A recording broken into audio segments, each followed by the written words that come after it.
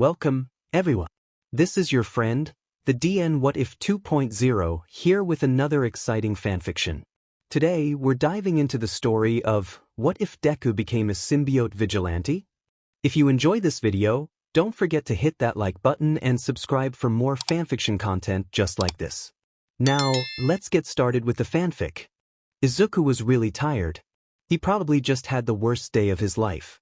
Getting told to go jump off a roof by his childhood friend, getting involved in a villain attack twice, getting scolded by multiple heroes for trying to help, and finally, the cherry on the top of the cake, getting told to give up on his dreams by his idol. Today really Esigi, all he wanted to do was just lay down and start a new plan for his future. Maybe he could try working as a doctor, he still would get a good pay and could still help people in a wa. Midoriya's train of thought was completely thrown off its rails as someone grabbed his arm in a painful grip and pulled him into an alley he had been walking by.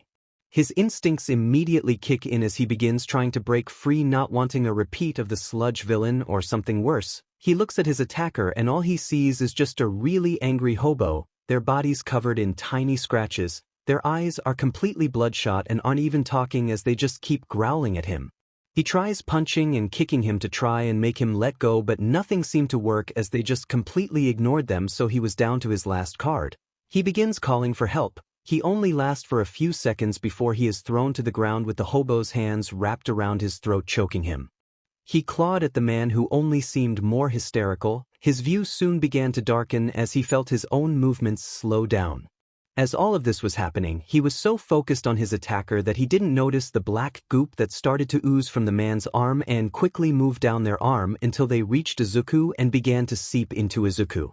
When the final bit of the sludge left the man, his eyes went white, his body stiffened and stopped moving and finally fell on top of Midoriya. No pulse or breath, he was dead. Izuku didn't hesitate and took a deep breath of air as he pushed the man's heavy corpse off him and quickly ran away from the scene. He runs until he is in a street close to his home. He takes a few more deep breaths as he rubs his neck. He really hoped that wouldn't leave a mark. He isn't sure how he'll explain that one to his mother. He slowly begins his walk back to his home until he is stopped by Kaken. He was yelling something at him, but Izuku was too tired to really say any of it, so he just smiles and say, "Yeah," which seems to work. He begins walking again, just wanting to take a nap, but he is stopped once again by All Might? "Young Midoriya, good thing I caught up to you. I have something to tell you." In the next few moments he would hear the words he needed the most and an offer he couldn't say no to. "Young Midoriya, I believe you can be a hero, which is why I want you to be my successor and give you my quirk." As he cried, something deep within him stirred. Something that was both surprised and quite happy with how things were going. This new host was the best one he had in years, pretty much a perfect match. He was going to enjoy it very much. It had been a few weeks since the green teen had started training with All Might. Sometimes he woke up thinking it had all been a dream, and today was the same thing he had been doing for those past few days, cleaning a trash-covered beach. The mountains of trash may seem intimidating for some people, but for Izuku they were nothing more than another challenge for him to achieve his dream. But something really weird happened that day. As he moved a few small pieces of metal, he ended up moving one that was holding one of the bigger piles of trash from falling, so as soon as he moved it, the pile trembled and began to fall down on him, but before he could react, he felt something pull him back, almost as if someone had grabbed his shirt and pulled him away from danger. He looked around expecting to see All Might or really anyone, but he saw no one, and he was even more confused when his mentor came the opposite way in his small form. "You gave me quite the scare, young Midoriya. When I heard the trash fall I ran here as quickly as possible, but I am glad that you are okay. I didn't know your reflexes were that good." All Might seemed relieved, but Yuku was still very confused. It didn't feel like he was the one that moved, but there was no one else but them in the beach, and his teacher was too far to help. Maybe he had actually moved out of the way. Maybe he was thinking too much about it. Yeah, that has to be it. As they both moved on, they didn't notice the strange black goo that had stuck to the ground. It quickly reeled back into Izuku's back where a black mass of goo was until it slowly retreated back inside him, leaving no mark that it had ever been there. Many strange things continued to happen, but there were two that really stood out. He couldn't take it anymore. It kept torturing him, asking for more, and when he gave it what it asked of him, it only greedily for more. It was driving him crazy. That night he decided that he had enough. He stood up from his bed and walked with no problem around his house. He had it memorized since he was young. He walked closer to the door, already praying that his mother could ever forgive him. To see her own son like this, he was pathetic. He carefully pushed the door open so it didn't make a sound. He slowly walked closer to his target, the light of the moon making his green eyes shine in the darkness of the room as he stared down at his prey until he finally stood in front of her. She looked just so inviting. He slowly licked his lips as his stomach growled at him. He couldn't hold back anymore. His hands shot forward and ripped her open like nothing more than a bag. He knew that there would be a mess, but as his teeth sank into the soft meat and the taste completely took over his senses, he forgot about it all. About the mess, about the danger, about his mother. All he could focus on was his hunger. Then the light turned on. Izuku slowly turned to look at the door where he saw his mother in her pajamas looking at him confused as he was crouching holding the cold katsudon from their dinner. She then looked at the mess he had made in the kitchen after ransacking the fridge. Izuku swallowed the mouthful of katsudon he had and awkwardly smiled at his mother as he got back up. "I was hungry, sorry." After that day his mother forced him to give up the diet and begin eating more. Surprisingly, this didn't really affect his training, and it was a big surprise that he could now eat for at least 2 people. And the second one was when things got weird. He had been in the middle of an exam in class, and with how exhausted he had been from All Might's training, so his mind wasn't entirely there, but he snapped right back into place when he had problems with a history question and a strange voice whispered to him, "It's option B." He immediately looked around to try and see who just said that, but everyone else was focused on their own exams, and since he sat on the back of the class, no one could have whispered it to him. Maybe a quirk? It couldn't be. No one in his class could do that, and he doesn't think that someone from another class would just sneak in to try and help him in an exam. He's tired. Yeah, that must be it. He'll take a nap when he gets back home, but for now he chooses option B in his exam. But the day when the glass overflowed was the day he saw the men in black suits.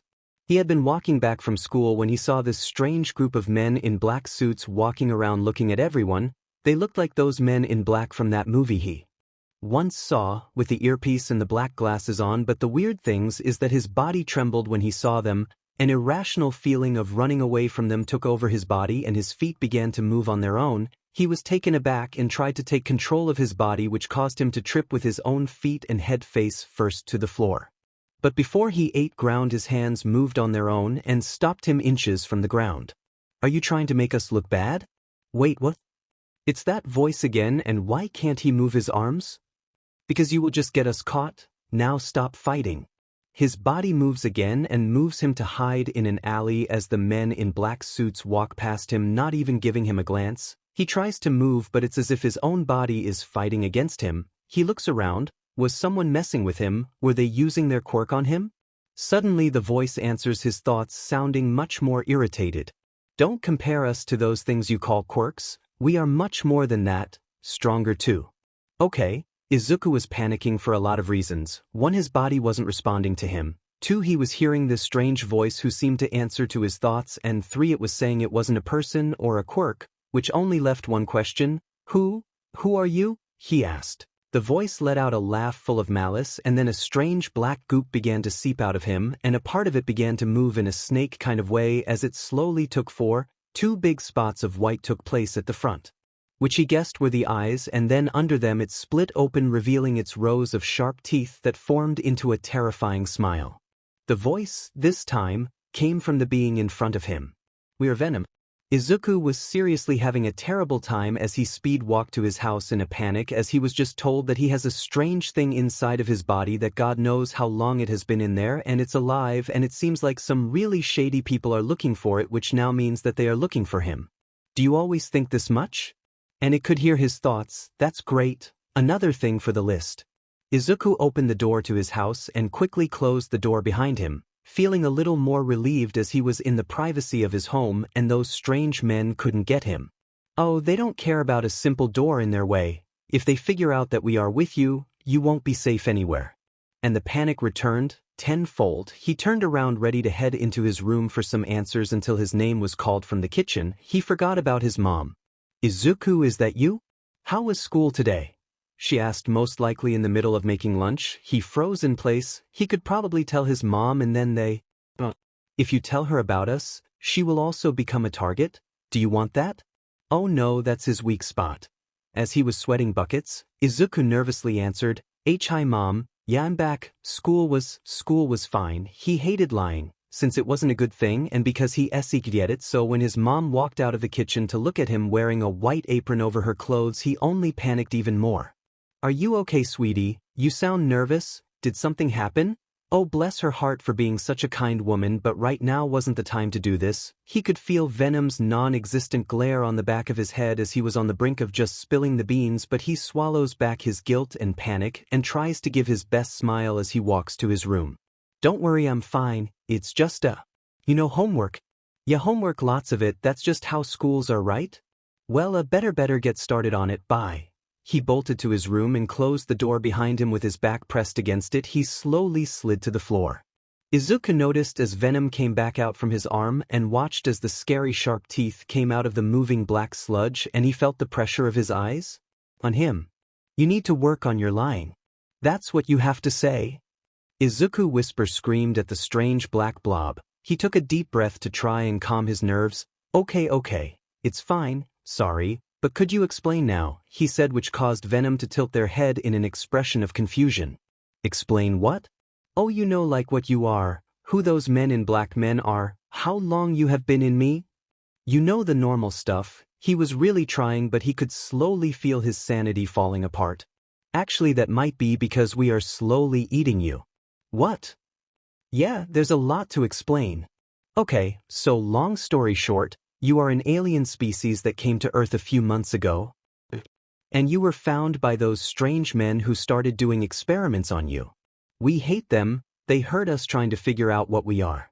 They discovered that you can bond with living beings and started using you in animals and humans. Correct? They forced us to join with different people and other things, but none of them were ever suitable for us. But you managed to escape on a host and ended up in me, is that all? Izuku finished as he took a bite from his granola bar and wrote down a few more bullet points in his notebook. Also, as it looks like, he needed to eat enough for the both of them so that Venom doesn't eat him instead. That's all there is. Izuku looked at his notes once more as Venom formed from his shoulder and ate the rest of the bar plastic wrapper included. He was a really interesting creature. As he had told him, he could increase their host's abilities, like strength and stamina and recently quirks too, but only a few of them seemed to actually be affected and most of them were mutations. Another thing is that he can't just bond with anyone. If it wasn't correct, the host could die almost instantly, and considering that he was still alive, he takes it that he is compatible, which is pretty rare these days with the whole quirk thing changing their DNA. Who would have guessed that being quirkless was a good thing for once? Now that I think about it, you know about All Might's secret, will you keep quiet about it? He asked. His partner just scoffed. Things like that don't matter to us, and even if we tried, no one but you can hear me, and to speak to others we would still need a host who could talk to say anything. That made a few of Izuku's fears disappear and, surprisingly, he was starting to like Venom. It's kind of like having a pet but at the same time not exactly. It was weird but he liked it. Now that all of that is cleared up, let's go and get lunch. Your mother's cooking is delicious. I know, right? She's the best. Venom retreated back inside of him and they kept talking inside of his head, and he smiled knowing that someone liked her mother's cooking as much as he did. Who knew that he could get along so well with an alien? Ugh, what a mess. The man looked at the broken glass and the pieces scattered across the ground. A now dry small trail of blood followed where their missing test subject had gone. He let out an annoyed sigh. One of his most important projects until now that he had spent months working on was now either dead or jumping from host to host somewhere in the city. God knows if it already left the state in a plane. He turned to one of his workers who was wearing a hazmat suit as they picked up pieces of blood off the ground. Ew, he said, catching their attention. They quickly turned around surprised. Yes, sir? Has there been any news about where subject 931 is? He asked in a cold tone. The worker shook his head, making him huff again. He turned around and walked away from the scene. He passed a hand through his hair trying to calm down. He could fix this. He always does. He will find where his little guinea pig had gone and he would bring it back to its cage no matter what. It had been a week since Venom had finally shown himself to Izuku, and to his surprise, nothing much really changed except for the alarming rate that people wearing suits seemed to have grown. No one really cared much about him to notice that his mumble storms were now conversations with someone who wasn't there, or that he started eating the double of food that he used to, but he didn't mind, he was happy. He had someone to talk to and All Might was training him. Things were good. But as always, good things must come to an end. One seemingly good day, Izuku was walking back home talking to Venom about different quirks he had seen that day. Surprisingly, he liked talking about them, wondering how he could change the quirk. Something happened. Do you know those kids? They've been following us for a while now. Huh. Izuku was caught by surprise as he stopped talking and looked behind him to see 3 kids wearing the same uniform he had that were a block away from him. The bad news came when he recognized them. One was a girl with light blue hair whose quirk was that she could turn her body into a liquid and control it. There was also a tall boy with shining golden eyes. His quirk was that he had a kind of X-ray vision, and the last one was short girl with a ponytail. Her quirk was rather obvious thanks to the cat tail and ears she had, but that also included her strangely sharp nails. Izuku felt a shiver run through his body. Ever since Bakugo had stopped bullying him, those 3 had taken it upon themselves to be his new tormentors, and he panicked even more when they noticed that he had seen them as they began walking faster towards. He wasted no time and began running, already hearing the shouts from the other kids. This is when he felt his training with All Might and his bond with Venom kick in, as he actually gained distance between his bullies and him, but the cat girl was quickly gaining ground. We have to get away from them. Okay, they were doing that right now. Yes, but the animal girl is getting closer. Izuku didn't need to turn back as he could already hear her. Where are you going, little mouse? You are just making this more fun for me. We have a plan. A plan? What is it? He is ready to take anything to get away and scathe. Good, because you will have to trust us. Wait, what? Before he could understand what Venom meant, Izuku had already lost control of his body as he felt Venom take the wheel and move his body to make a sharp turn and jump into an alley. But he didn't hide, instead he kept running. There was no other exit to this alley, just a big brick wall. Venom?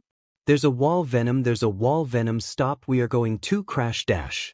Midoriya shut up as his body moved to jump at the wall, and he mentally braced himself to feel the pain of hitting the wall, only for it to never come and instead see his own body climb the wall like a spider and flip onto the roof and lay down hidden from view. Izuku felt his body coming back to him but was too busy trying to think about what just happened.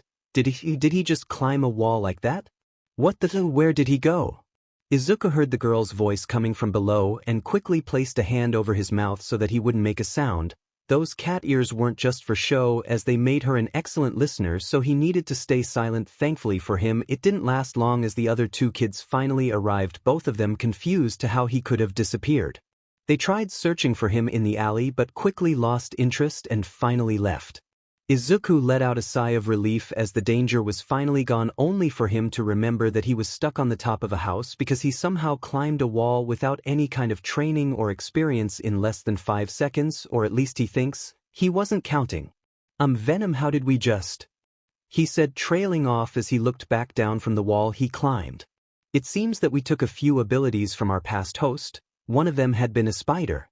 That would explain the ability to climb so easily. His hands did feel a little tingly after all, but really this opened a lot of questions like, what things has Venom joined with and how many of them gave Venom an ability or skill, and the other question was, how does he get down? Try climbing back down. But I don't even know how we did it to climb up here in the first place, Izuku answered, a little nervous, but after looking around it seemed like climbing down was his only option since there was no kind of ladder around. He took a deep breath and looked at the ledge. Okay. Just one at a time, left and then right, easy as walking, Midoriya told himself that as he placed a hand on the wall. He wasn't really sure if it worked until he tried to let go, only to find his hand stuck to the wall. He placed his other hand and slowly began his descent, shaking all the way until he reached the floor. See, that wasn't too bad. Izuku looked at his hands and noticed how they didn't feel different than normal, which meant that these really were Venom's abilities and not a quirk, but yet, having powers, something that he had wished for his entire life, he couldn't help the smile coming to his face. I wonder if you have other abilities from past hosts? I really need to write all of this down. Oh. Maybe we should do a test to see what else you could do, but for right now, do you know if wall climbing is the only thing you can do, or did you take something else from the spider? Can you make the same kind of web they can? How about their instincts? What about nicer animals like bunnies? Have you ever Midoriya quickly fell into another one of his mutter storms, making question after question. Usually Venom would be annoyed by this as he usually was in the labs, but the kid's enthusiasm was really contagious, so he couldn't help the laugh that came as he answered his young host's questions. Venom slowly formed again from his host's chest, and they looked at the sleeping Midoriya. It had been a week after the first time he saw one of their abilities, and they had been holding back, trying not to freak him out, thinking that if he saw what they could do he would try to get rid of them, or worse, hand them over to the scientist. They didn't want to go back there, it was cold there, but here, at home, they were warm. They had learned a lot of their host, some by accident, some because the kid trusted them. That was something they had not thought they would ever get. Their entire time in this planet they had been seen as nothing more than an animal to be cut up and studied, and they had accepted that they would always be seen like that they would always be on the run. But this boy, he had seen them not as a threat but as a possible friend and had offered their kindness to them. Even after telling them about the dangers of staying together, they just smiled at them and said, well, if anything happens, let's face it together. He trusted them, maybe it was time for them to trust him. Kid, wake up, was all Izuku answered as Venom tried to wake him up. Wake up, kid. 5 more minutes, Mom, Izuku answered, causing Venom to be more annoyed. They didn't make an entire plan just for him to ruin it because he was sleepy, so they went for more extreme measures. More of the black goop appeared from Izuku, but this time it moved upwards towards his face until it finally covered his mouth. Then a small tentacle came from his side and with a quick movement slapped the green-haired boy on the face, causing him to fully wake up, and thanks to the goop covering his mouth, his yelp and then questions were muffled as to not wake up his mother, who was still sleeping. Don't raise your voice, it's too early for that, just speak in your head. Izuku finally took notice of his surroundings to notice that he could barely see anything except the stuff that the light from outside his window hit. Venom, why did you wake up like that? Did something happen, and what hour is it? Izuku looked to the small night desk beside his bed only to be met by the shiny 4:47 a.m. on his alarm clock. Why did you wake me up at 4 in the morning? Because we think that you are ready. Ready? Ready for what? You'll see, now put on a coat. It's cold outside. Venom, where are we going? Izuku asked under his breath as he looked around the quiet, empty street. He shoved his hands into the bags of his brown coat as they walked. Venom had pretty much dragged him out of his house and into the street, saying that he wanted to show him something, but they didn't want to tell him what, and walking this late in the night was really making him worry. We're almost there, and don't worry, if anything were to happen you have us. Well, he is happy to know that Venom would keep him safe if anything were to go wrong, but he was still nervous about something going wrong, and really anything could go wrong even more at this time of the day, and who knows if there were WNY heroes on the zone to come and help, and even with Venom's help who knows if he could even defend himself, so it would end up with him running away just like he had been doing at school. Thinking back on that made him feel bad. He was being trained to be a hero by All Might and he was still running away from his bullies at school. It was good exercise, but he couldn't help and feel like a coward. As Midoriya went on the rabbit hole that were his thoughts, Venom took this opportunity and took control over his body and made him walk the correct direction to where their location was without him noticing. This was a normal thing that usually happened when Izuku was too nervous. He would end up spiraling into his own head, nitpicking everything and making him space out, and Venom had counted on this happening so he could keep the surprise, so he moved the young boy's body to open the door of the building. He had paid attention that the owner of the place never locked it, so he decided that this would be a perfect place to start. They walked the stairs leading to the roof of the building. It should be tall enough to gain enough speed and momentum, and if Midoriya could adapt fast enough, this would end up being a lot more fun than they first thought. The thing that snapped Midoriya off his trance was the sudden cold wind as they opened the door to the roof of the building. What the? Venom, why are we here? It's the surprise. I am surprised, but what are we going to do here? He asked, looking around the roof. It was a little dirty, but there wasn't like a present or anything, it was just an empty roof. Then from behind him he heard the loud sound of the door closing. He whipped around to see the retreating tentacle from Venom that had come out of his back and had closed the door behind him. Venom? Izuku asked, even more confused and a little concerned. Don't worry, you said you wanted to see what we are capable of, so we shall show you. Out of nowhere, Venom took over again his body as they began running closer to the edge. This only helped in making Izuku panic. Venom? Venom, what are you doing? Do you trust us? I do, but what are you dash? Izuku tried fighting back for control only to cause himself to trip, and instead of jumping as Venom had intended, they were now falling to the ground at very high speeds without any kind of control as Midoriya screamed. Okay, change of plans, just hold on. Izuku could feel the air rushing past him at an alarming speed. His koth had flown off at some point during the fall, leaving him feeling as his body was cut by the freezing air. He then felt Venom taking over him, forcing his body to turn his back towards the quickly approaching ground and instead forcing him to look as the black mass that was Venom began spreading across his body almost like strands of silk as they covered his entire body, and he couldn't help closing his eyes as it covered his. Open your eyes. Izuku quickly opened them, expecting them to be covered only to find that his vision was fine. He looked at his own body only to find it not with the clothes he had been wearing before, but instead some kind of black suit with lines covering it. Now this is what we are capable of. Venom moved his arms to point forwards and his hands did a sign where his middle fingers were down and his index finger and pinky were up, and suddenly 2 strands of some black material shot from his wrists, quickly flying to the nearest building. The world seemed to slow down as Midoriya watched what could be his last chance at survival fly through the air as he hoped that they would soon connect, the ground getting closer and closer by the moment. 1 second. Come on. Come on. Please. 2 seconds. Even if he wasn't looking, Izuku could still feel the ground beneath him approaching. Would it hurt? How long would the pain last? Would anyone find him? Would anyone miss him? What will happen to Venom? Stop thinking that. You will not die. 3 seconds. Now. Now. The moment they felt the strands connect to a wall, the world seemed to speed up again as the adrenaline rushed through Midoriya's body and his heart jumped out of his chest. They both put all of their strength into their arms and pulled as hard as they could.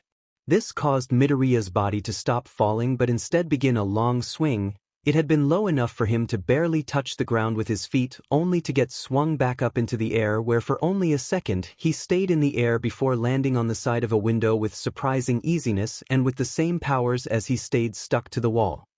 He looked at the window not to find his face but his body covered in a black suit with white lines covering almost seeming to move.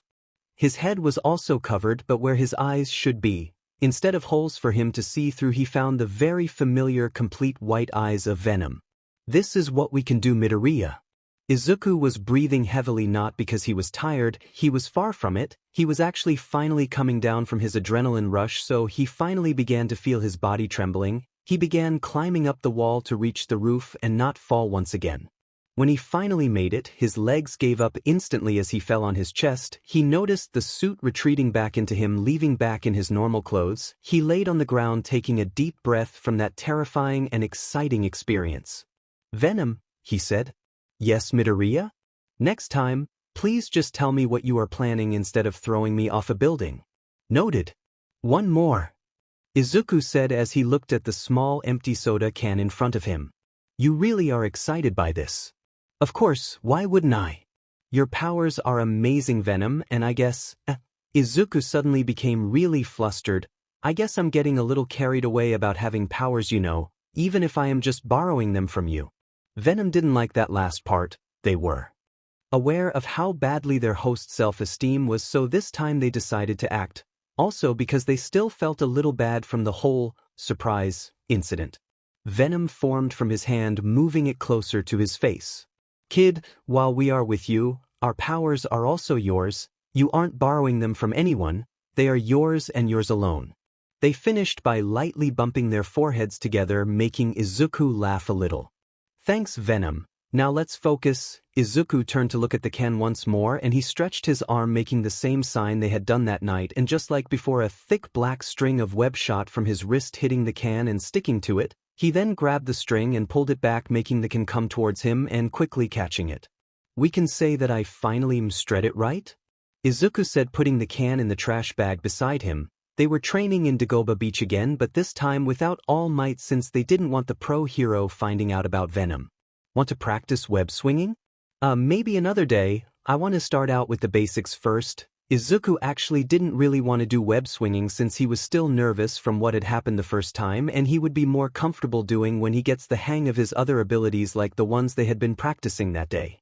As it turns out, most of the abilities that Venom had were from animals, spiders in specific for some reason, those being wall climbing. He was as flexible as professional gymnasts, shooting webs from his wrists, and something he had decided to call spider sense. The first two were easy to understand, but the last one had been an interesting find. His first encounter with it had been small.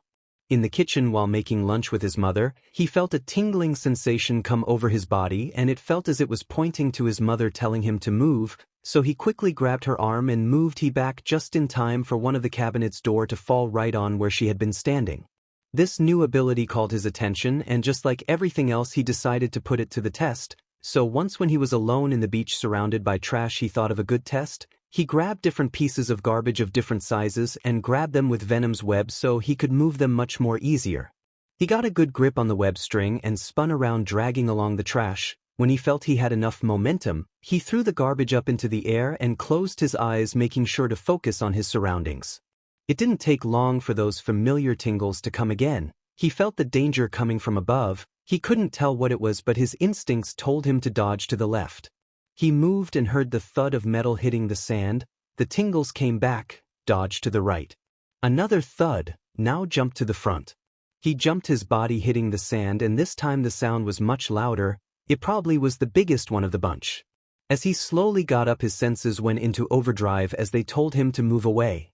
In instinct he jumped back, doing a backflip and landing on his feet as he watched a pile of trash fall where he once stood.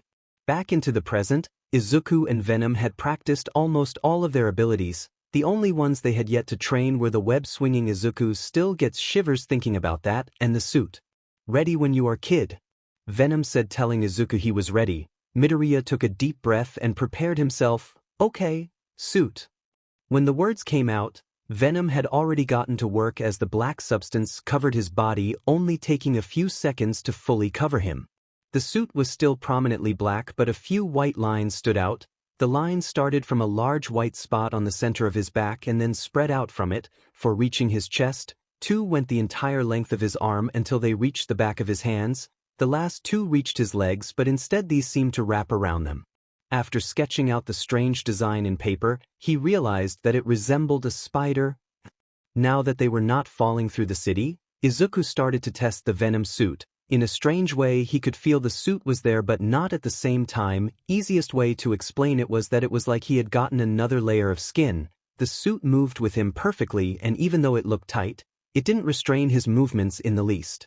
When wearing the Venom suit, they realized that it boosted all of Izuku's abilities, his strength, speed, endurance, and even his sight. This could be good if they needed to hide their appearance, but he didn't really see why that would ever be the case. Take it. "Yes, Venom. We just remembered, isn't that exam for that school you want to get into in a few days?" "It is. Why?" "Well, what are you going to do when All Might gives you his quirk?" "I'm going to accept it. I already said yes, and we have almost cleaned the beach. I can't go back on my word like that." "Okay, that's nice, but what about us? What about Yo?" "Oh no." Izuku had completely forgotten that All Might thought he was quirkless. Well, he was still quirkless since he didn't have a quirk, but that's not important here, right? Sorry. All this time he had been training to receive All Might's quirk, but after finding out about Venom he had also been training their powers, and if he saw him using some strange random power after he had told him that he didn't have any, he might think he had lied and he might want to take the quirk back, but he couldn't just throw away all of his progress with Venom. So what was he supposed to do? "I can't believe I didn't think about this. What are we going to do?" Izuku asked his companion, who also seemed to be trying to find an idea. There was always the option of lying to All Might and taking the quirk, but Venom, you said that you could only affect mutation quirks or those with a physical manifestation, right? "Yeah, we can't really do much to anything if we can't touch it." "Well, All Might said that his quirk was a really strong strength enhancement quirk, meaning that you shouldn't be able to affect it, right? Do you see where I'm going with this?" He felt as Venom nodded. "We think we get it. If it really is just an enhancement, we shouldn't be able to interact with it, which would mean that you should be able to not only hide me but use both of them separately." They both said at the same time. This was perfect. If they were correct, Izuku would be able to use the quirk and Venom as two completely different things, thus he could keep quiet about Venom's existence and not cause any suspicion. This is insane. I always dreamed of having a quirk, but having both you and All Might's quirk, that's more than I could ever ask for. Izuku started with a smile, but quickly those thoughts started to turn sour. Did he really deserve this? He was a weak little kid who only got these chances thanks to luck. Did he really deserve these, Chan? How about we stop that and focus on your training? Yes, sorry, Izuku laughed. Venom was right, he needed to focus. The exam was coming up and he had no time for sad thoughts. Izuku slapped his cheeks and they got back into training, and by the time they were done the moon was already high in the sky. Shoot, Mom's going to get angry at me for coming home so late, Izuku said as he ran through the streets. Mom had already warned him that he shouldn't be out so late since something bad could happen. Even if he could defend himself, he didn't want to worry her, and maybe he should have paid more attention when he accidentally walked in on something he shouldn't have. Please just stop, let me go. He stopped in his tracks when the voice of a woman came from the alley he was about to walk by. He placed his back to the wall waiting to hear more. The woman sounded scared. As if, sweetheart, you said you didn't have the money, so I'm just taking what is mine, another voice said. This one sounded like a man, and what he was saying didn't sit well with Izuku. He couldn't look into the alley since they might see him and that would just make things worse, but he couldn't just leave. Someone is in trouble and a hero wouldn't just abandon someone when he can help them, so maybe. Venom. Way ahead of you, kid. Venom answered, and with it came the suit as he was quickly enveloped, his vision becoming sharper and his body feeling lighter than before. He turned around and started to climb the wall until he was at the roof. He walked over to the edge that was over the alley and he finally got a good look at the scene. The woman was wearing a tight black dress that had a few tears on it. Her hands were pinned against the wall by the bulky man in front of her. He was holding a knife to her throat so she wouldn't move. Izuku felt as anger ran through him. He wasn't going to just let this happen, so he quickly came up with a way to take the guy down. He perched of the edge and aimed at the guy's shoulders. He shot his web and it sticking on his clothes, catching his attention. The man looking up from his prey only to be met with Izuku's white eyes before he pulled, lifting the man from the ground all the way to his level, dropping his knife and letting the woman go. Izuku gave him a small wave, hello, and then giving him a good punch in their face. Surprised when he felt his nose break under his fist, he shot a few more webs, wrapping them in some kind of makeshift rope and using a few treads to hang him from the ledge. He jumped down to the alley, making the woman jumps, looking between him and the unconscious man. Are you okay? Are you hurt? Izuku barely had time to notice that his voice sounded distorted and a lot deeper than it really was. Weiss, he didn't get the chance to do anything, but, who are you? The woman asked and Izuku froze. He really needed to think more about his plans. Venom, he blurted out in a panic, and he could already feel Venom face-palming in the back of his mind. Just your friendly neighborhood spider. If he didn't have a mask on, the woman could have seen the nervous smile and the cold sweat that kept running down his face. He started to take a few steps back. Well, you should probably call the police and tell them what happened, so take care. He shot another web and started to swing away from the scene. Real smooth, Venom. I panicked. As the woman watched the young vigilante swing through the city pulling out her phone, she made a quick call to the police, but after that she made one more. Boss, I think I got our next big scoop. Izuku woke up with a small headache, probably a bad sign, but he would just ignore it. Yawning, he muttered, "Good morning, Venom." "Morning to you too, Venom." Izuku groaned, "Are you going to keep teasing me about it? I already told you." I panicked. For the past 2 days after their first accidental act of vigilantism, Venom hadn't stopped teasing him about choosing their name as their vigilante name. "You bet we are. Now let's get down there and show the food who the boss is." Izuku chuckled at Venom's comment. They were much more relaxed since it was a weekend, so they didn't need to worry about school or any other bullies, and it even was his off day for training, so he didn't need to go to the beach either. Not like there was much trash anymore. He looked at himself in the mirror and scratched at the bandages in his left arm. He had gotten stabbed by a guy when he tried to stop a drunk fight. He had gotten lucky to have convinced his mom that it had been a small accident from cleaning the beach. The only thing that convinced her was that the wound didn't look as bad as before thanks to his enhanced healing factor. Izuku didn't really want to do more stuff as a vigilante, but Venom had a surprising way with words, but thinking back on it, he convinced himself. "I can't believe we just did that," Izuku said, laying at his bed having come back from saving that woman in the alley. He felt both proud and panicked. He had stopped a crime, but oh god, that was illegal. What is? Using your quirk without a license, if you aren't a registered pro you can't fight villains, that's considered vigilantism and that's illegal. Venom, we broke the law, he said, covering his face with his hands. But we didn't. Venom said again, sounding confused. Venom, we saved a woman from getting assaulted, we used our powers to take a man down, we used a fake name to hide our identity and just left. That's vigilantism, he tried explaining. Okay, we did all of that but we didn't break any law. You said it was by using quirks? I'm not a quirk. But he was right, Venom isn't a quirk. That was one of the first things they established, and Izuku was quirkless so he really could use his powers to stop a crime. That's a loophole, such an obvious loophole. Izuku didn't have a quirk, Venom isn't a quirk, so in theory, they couldn't do anything about him. You are starting to get it? We are untouchable, and really, what's wrong with getting a bit of training in the field? By the time they start teaching you how to fight, we'll be way ahead of them. That doesn't sound too bad, and he always liked being prepared, so maybe just a few more times wouldn't be too bad.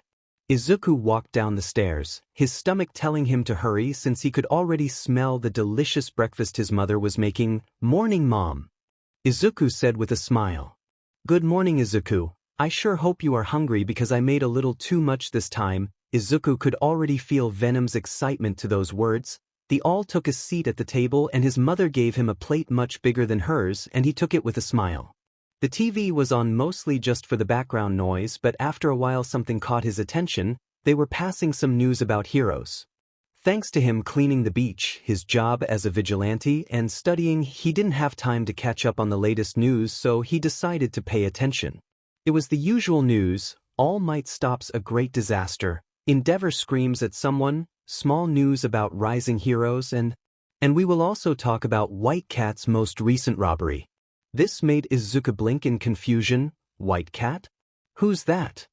His mother raised her eyebrows in surprise. You don't know who they are, Izuku? He laughed a little. That coming from the kid who is obsessed with that kind of stuff, it would be really surprising. I guess I have been a little busy lately. Do you know about them, Mom? His mother nodded, but instead of explaining she asked him another question. Izuku, do you remember Black Cat? Izuku nodded. Who couldn't remember Black Cat?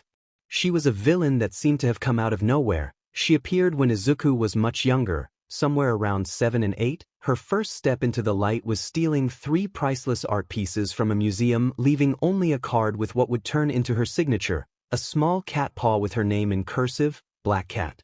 She went on to do some of the biggest heists that have been seen, coming in and out of places completely undetected. By the time she had been caught by Ingenium, she had already robbed 2 banks clean and stolen priceless items from museums. Some were found and others are still missing to this day. She became a legend amongst villains, and even after revealing that her quirk was just a mutation that gave her black cat ears and a cat tail of matching color, no one knows how she did it to never make a sound.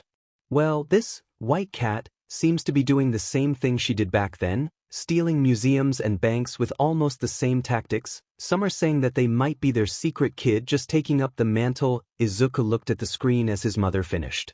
If it really is their child, they might be doing that because either it's like a kind of family thing or maybe even a grudge against heroes.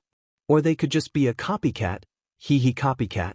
Izuku rolled his eyes at Venom's accidental pun and instead decided to continue eating his breakfast, but again, the television caught his attention when a familiar face appeared on the screen. Since we are on the topic of up-and-coming stars, we are also going to talk about a new vigilante that has started making the rounds these days. Your friendly neighborhood spider, Venom. Izuku choked. He started coughing, feeling the food going the wrong way from the surprise. Izuku, are you okay? His mother asked, handing him a glass of water which he happily took and chugged, making the food go down. Yeah, sorry, I just ate too fast. He looked back at the television to see the news reporter. It was the same woman he had saved on his first night by accident. This was not in the plan. The plan? Izuku thought back. Fair enough, but well, there goes the whole secret thing. The woman started by telling her own encounter with the vigilante, saying how she had been scared at the beginning because of his scary look, but that the way he acted was really kind. She then followed on with the stories of other people that he had helped. He remembered all of them, the time he stopped a man from mugging a group of kids, stopping various drunk fight that could have gotten messy, and the list went on. Izuku could only watch in surprise and panic as they talked about him on live television. to thousands of people. He snapped back when he heard the sound of his spoon hitting the empty bowl in front of him, and he realized that venom controlled him to eat it. What? We weren't going to let good food go to waste while you had your panic attack. He sighed. He needed fresh air. He stood up from the table and went to the front door, grabbing his coat from the coat rack next to it. It was early in the morning, so it would be cold outside. Hey Mom, I'm going to the store. I need to buy new pens. Oh, if you are going out, could you buy these for me? She asked him, handing him a list of groceries and cash. He nodded and left. As Izuku walked towards the store, he let out another sigh. I can't believe this is happening. Of course, the first person he tries to help ends up being a reporter. Everybody who watched the news today now knows about them. He just wanted to get used to danger, not become a known vigilante. Is it really that bad? You have barely started, and again, you haven't broken any laws. But everyone thinks that I have some kind of spider-related quirk. If they think I'm breaking the law, they will treat us like criminals, Izuku argued back. And what? Who cares what they think? We are helping people, isn't that what's important? Izuku was surprised by this. This almost seemed out of character for Venom. Since when did you care about helping others? Izuku asked. Venom froze when they also realized their own words. Guess you are starting to rub off on us. I'll take that as a compliment, Izuku said with a small chuckle. He looked up to see the front doors of the store. He took a deep breath, took out the list his mother gave him, and walked in. The store was empty at these hours of the day. Still too early for most people on a weekend, but Izuku just focused on his small task of finding the items and quickly return home. But it seems fate had a different plan for him. Izuku? The familiar voice of a girl made him freeze in place. He recognized her voice even though it sounded a lot more tired than usual. He slowly turned around to see the familiar black cat ears and tail from one of his own classmates, the same that had given him the nickname of Mouse. Hi Yoke, Izuku answered, the surprise on her face mirroring his at their surprise meeting. She was wearing a big brown coat with a red scarf around her neck. It seemed a lot even for this cold, so it most likely had to be because of her enhanced senses from her quirk, which made the cold worse for her. Now that he was actually looking at her, there were a few things that stood out. Her face had a few small scratches and a small band-aid over her cheek hiding some kind of wound. Under her shiny amber eyes, he could see the sign of eye bags starting to form. Her long black hair was made into a rather sloppy braid. If he had to say, she looked really tired, and he knew well about that since he knew that he was in no better state than her. What are you doing here? He asked nervously. Had she come for revenge? Was she going to try and beat him up in the middle of the store? Midoriya's panic thinking stopped when Yoke raised the bag filled with items she was carrying. Buying stuff, same as you, He now felt a little dumb thinking that she would do something like that in public. He nodded at her answer and silence fell over the two. The two decided to continue with their shopping, but since the store wasn't really big, the two of them kept bumping into each other, making the situation more awkward, until they finally paid off their items. Well, it was nice seeing you today. Take C-. Midoriya was ready to leave, trying to avoid any conflict between the two of them, but he was cut off when Yoke spoke up. Izuku, could we talk? She said, looking down at her feet. Izuku was now sitting on a bench in a park that Yoke had brought them to after he agreed to talk to her. They had been sitting in silence for a few minutes, just waiting for the other to say anything and just watching the people pass by. Yoke had kept her head down, looking at her hands resting on her lap. That's sorry, Yoke muttered, surprising Izuku for how sad she sounded. I'm sorry, she said again, this time louder than before so that he could hear her better. Ever since we graduated, I haven't been able to stop thinking about what we did to you. Was she apologizing? We tortured you for years, we treated you like trash just because you didn't have a quirk, and She stopped as she wiped her tears. That wasn't what I wanted. What do you mean? Izuku asked, feeling a little out of place since he had never had to deal with someone crying in front of him, so he didn't know what to do. I was homeschooled for a long time, and Aldra was the first actual school I ever went to, so I was nervous, and then I learned about you. I wanted to help you, but I was so scared of being pushed away, so I ended joining them. We hurt you, and those BSers just took it as some kind of joke. She genuinely seemed guilty for her actions, something that even Bakugo had thought of as quicking a piece of trash. She could be lying, you know. Venom suddenly said, making Izuku jump a little. They hadn't said anything until now, and their thoughts weren't entirely wrong. In the past, Some of his bullies would dare each other to see if they could trick him into being friends and then abuse his trust, but right now, not a single one of them had cried or told him about themselves to him before, and what could Yoke gain from doing that since they already left school? Fine, but if it turns out that she is lying, we won't hesitate to bite her head off. Izuku shivered at Venom's threat. He knew that they took those very seriously, so he hoped for her physical well-being and his psychological one, that she isn't lying. I can't say that I'm not angry about the things you guys did to me, but it does make me really happy that you wanted to apologize and we aren't in Aldra, so... Izuku took a deep breath, stood up from the bench and stood in front of Yoke with a nervous smile and a stretched out hand. How about we try again? I'm Izuku Midoriya. Nice to meet you. Yoke looked at him in surprise for a few seconds before she started to laugh, her tears falling freely now. She answered Izuku with a bright smile and grabbed his hand. I'm Yoke Minami. I'm happy to meet you, Izuku. Sir, we may have a lead on subject 931. An older man wearing a butler's outfit who was carrying a folder filled with papers spoke, the tension in the office almost palpable as a cold sweat ran down his neck. His boss was standing up with his back turned to him as they looked out their window to the city with a drink in hand.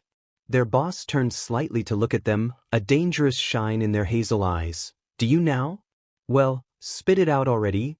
Their boss was not a man who liked to run around topics, even less one of such importance as this. We have 2 targets in mind that could have taken 931 from us. The butler placed the file on the table and opened it to reveal 2 small stacks of paper, both with 2 different pictures attached in the first page showing 2 familiar figures. The sudden rise of these 2 has given us hope that they may be the ones who took it, and their timing just too convenient. The boss finally turned around and approached the table as he took the bigger stack of papers. The thief called, "White Cat, why her?" As the man put down the folder, he took the photo. It showed a clear young woman in a black suit with a fluffy white hood standing atop a building, her long hair being moved by the wind as different lights illuminated. The boss recognized the scene. It was of her most recent robbery to a museum, stealing thousands worth with just a few paintings. This photo must have been taken by a paparazzi that came to the scene at the time of her escape, and as if it wasn't too on the nose, her hair, ears, and tail were also white. Many of her heists are still being investigated, as it is thought that many of her own achievements should be hard with a normal mutation quirk like her, and with the information we have on 931-, you believe that it could be strengthening her abilities, thus allowing her to do such accomplishments. The butler was cut off as his boss finished his sentence while still looking at the picture of the thief, his cold and calculative eyes already moving to the other file. The other one is of the newly rising vigilante who calls themselves Venom. Very little is known about them. Only thing we are sure of is that they are a young male based on their own body, but not much else, the butler said as he watched his MSTR flip the few pages of information on the vigilante with a stoic expression. Possible quirk, spider-related, doesn't leave fingerprints thanks to the suit, seems to have low fighting experience. Thanks to their suit, they are easy to lose in the dark. The man kept mumbling small pieces of the information as they took it in. Just like the butler said, there was barely anything important in these papers. Even the photo only showed a blurry black and white figure swinging through the city. The man finally left the papers back on the desk, no expression noticeable in their face as silence fell between them, the orange rays of the setting sun shining through the windows bringing out the shadows in the room. In what seemed seconds, black tentacles shoot out of the butler's shadow and wrapped around his throat and painfully squeezed. This is very disappointing. The man slowly turned to look at the butler, his face unrecognizable by the shadows that covered it, but his eyes now being the only things that remained as they stared at the butler with anger. I asked you to bring me back 931, and all you bring me are these pathetic scraps. The man's voice came out distorted as his face slowly got closer to the butlers, who had fear filling their eyes as they tried to tear their restraints away and gasped for air. Since you aren't going to do your job well, I want you to call those stupid dogs, and it doesn't matter what they ask for, give it to them. I want 931 back, and if the next time you don't bring me any results, I will make sure to tear you limb from limb, understood? The butler frantically nodded, and the man took a step back and the tendrils released his neck. The old man took quick baths trying to fill his lungs once more and quickly made their way out of the room, the man just looking as he ran away. I can't believe this is happening. God, what if I mess up, or what if say something wrong and insult a hero, or worse, what if this is all a dream and I missed my alarm for the actual exam? Izuku frantically muttered as he walked towards his biggest challenge, Ua. Today was the big day, the entrance exam, and Izuku, in classic fashion, was panicking as he looked at his phone at what could be the one thing keeping him together. Just a small text message from Yoke saying, "Good luck, I believe in you." After their talk a few days ago, she had insisted on trading numbers so that they could stay in contact since they didn't know if they would see each other again, and she had told him that she would also have her own entrance exam today, but she didn't tell him where she was entering, just dismissing it as not as important as his. She knew he wanted to enter UA since that dream had been used to make fun of him back then, but she actually encouraged him to do his best. "Seems like we have already been replaced," said Venom. It was obviously a joke, but even if it was a low throw, it went completely over Izuku's head as they panicked even more. "Venom, no. I could never replace you, please don't take it the wrong way," he whispered to his black and white scarf, which was actually Venom in disguise. "It was a joke, kid. Calm down and pay attention to where you are walking, or else you will." Venom didn't get to finish their sentence as Izuku tripped with his own 2 feet and on a course directly to the floor. Except that out of nowhere, he stopped in midair. He blinked a few times before he looked around, and on his side he saw a girl with short brown hair next to him. She smiled at him as she easily moved him back onto his feet and then pressing her hands together as he felt his weight come back. "Hi, sorry I didn't ask first before using my quirk, but I thought that you wouldn't mind me helping you a little." The girl smiled at Izuku. He, already being a mess from the shock and the sudden conversation, only stuttered, but the girl continued, "Isn't this so nerve-wracking? Well, I won't hold you anymore, take care." The girl left just as fast as she came, leaving a very flustered and confused Izuku. Not even a single word, smooth sailing their captain. Izuku pulled at his scarf, earning a yell from his companion, and began his walk into the school. The first thing was a quick written exam that, for Izuku who spent most of his time studying, was no challenge. Next they were all brought into large auditorium, which was amazing, but the only bad side was that he got a seat next to Bakugo, and he also had to keep Venom in check from trying to bite him. Come on, just one small nibble from his jugular won't hurt. It won't hurt because it will kill him.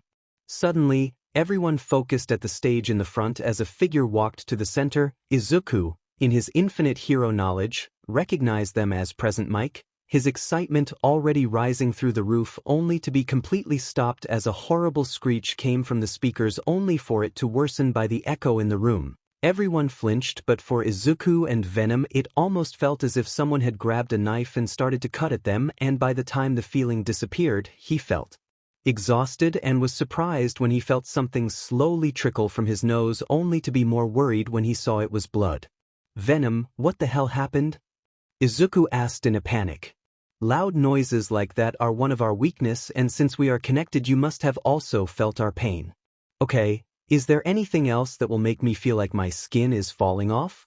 High temperatures. So that's why Bakugo's explosions seem to hurt more recently." He moved his attention back to the hero who explained the exam. They would be fighting robots which would give them points. They also talked about a zero that was a small inconvenience and that they shouldn't concern themselves about it. Izuku had thankfully been placed in a different zone than Bakugo, but that still wasn't enough to stop him from feeling nervous. He felt a little confident thanks to the plan he and Venom had come up with. In short, since Izuku still had no idea on how to use One for All, he would have to rely on the strength that his link with Venom gave him, meaning his super strength and his spider sense. But anything else that might show that he was the vigilante Venom was off the list. But even if he wasn't fast enough, that is where his partner would take the lead and move his body for him, and to hide any questioning, Venom was now disguised as a black and white shirt for him. He and the other people were left in front of a pair of massive doors with what seemed like a massive abandoned city on the other side. There were a lot of different characters around him, but his attention focused on a familiar brunette. It was the girl who had helped him before. He should try and say thank you for helping him before. He only made it a few steps before someone grabbed his shoulder. "Excuse me, don't you see that she is preparing herself for the exam, or was your intention to try and sabotage her?"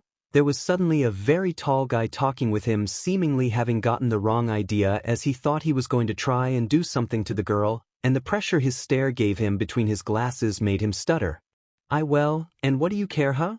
Suddenly his mouth was forced to spit out those rude lines, causing both him and the glasses guy to get a surprised look, but his tongue seemingly didn't get the message as it kept going. "You literally just came up to me to try and accuse me of something I haven't even done, which to me seems really unprofessional, don't you think?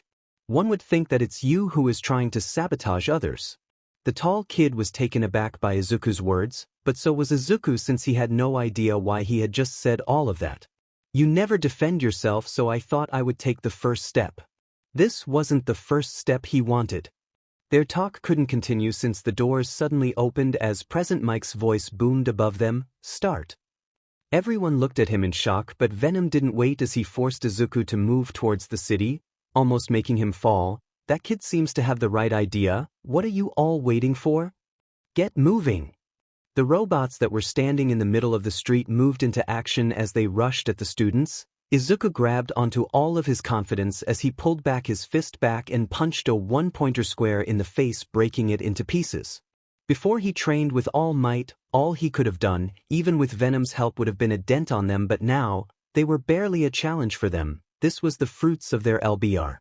Spider sense quickly activated and Izuku ducked as a few RBB bullets flew past him. He turned to see a two-pointer with its tail pointed at him. Izuku smiled as he ran at it, his senses warning him from where the next attack would come from, which allowed him to jump over the next bullets it shot and stomp on its tail, breaking it off the body and quickly finishing it with a stomp on its head.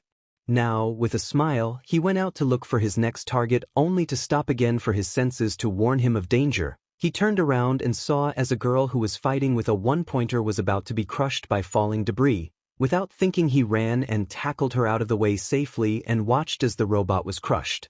The girl seemed a little shocked but unhurt, so he left her alone. Now that he looked at it, this exam was really dangerous. The buildings could easily collapse at any minute, and even more because of all the different quirks being used around them. He hoped that at least there wouldn't be any more accidents. 10 minutes later, and Izuku was proved just how wrong he had been. This exam could be called a death trap.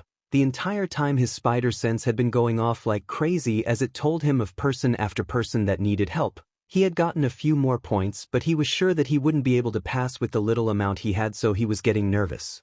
Suddenly the ground beneath him began to shake and buildings to fall as a massive figure rose from the ground. For a second Izuku thought it was someone with a quirk, but when the red light shone through the dust, he knew that it wasn't human. When the dust finally settled, everyone watched in awe at what the heroes called a small inconvenience. The robot stood taller than any of the buildings in the city and looked down on all of the students, causing a small tremor when it took its first step. The students began to run away from the massive metal beast, but Izuku stood in place, frantically looking around as his spider sense screamed at him that something was wrong, until he finally saw it. Down the street under a pile of rubble, a familiar head of short brown hair struggled to move as the zero-pointer got closer and closer. His arm shot and grabbed something. When he turned, he saw he had grabbed the arm of the same boy who had been mean to him at the beginning. "Help me," was all he said, and began running towards the girl, hoping that he could get there fast enough. The other boy was confused even more so when he felt the death grip. He had his arm but seemed to understand what was happening when he saw the girl. As soon as they got close to her, they began moving the rubble off her, only to see that her leg was bleeding. "Can you walk?" Izuku asked, but the girl just shook her head. He looked at the boy with glasses and saw that his leg had some kind of tubes coming out of it. If they were what he was thinking, then they might have a chance. He grabbed the girl into a bridal carry and passed her on to Glasses. "Boy, get out now, I'll buy you time." The girl wanted to object but winced at the pain. Even the boy seemed like he wanted to say something but stopped and just nodded as he left, running at an incredible speed. He had been right, those were exhaust pipes, as much as he wanted to think about his quirk. He instead turned around to look at the zero-pointer that HD stop pen and was actually looking at him, and it slowly pulled back its arm with the sound of metal scratching metal. "Ready to turn this sucker into scrap?" Izuku smiled at Venom's comment and nodded as he crouched, waiting for the signal.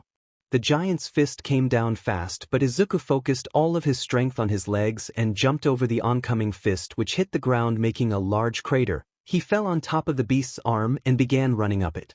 The zero-pointer brought its other hand to try and slap him of like some kind of bug, but just like one, Izuku jumped again and landed on top of the hand and looked directly at the red eye on the center of its face. He took a deep breath as he felt energy swell from deep within him, and once he felt it reach its peak, he jumped. The force of the jump shattered the robot's hand and propelled him forward right to his target. With all the strength he had, he pulled his arm back and screamed from the depth of his heart, "Smash!" The strength of his fist surprised even him as he saw the crater that was left in the head, sparks and pieces of metal flying off of it as the red light turned off. For a second Izuku was filled with excitement. He did this, he had the strength to destroy the zero-pointer. Even if it gave him no points, this was more for him, to prove that he could do it. Then he noticed how his arm and legs flailed in the air as he began to fall. "They are broken. Ayahawk!" Izuku screamed as he watched the ground get closer. He was going to die. This was it, all that effort to die like a squashed bug. "You are not going to die, damn it." Venom suddenly roared as he moved his last functioning limb into the familiar position to shoot a web. "Venom, no. Everyone will see us."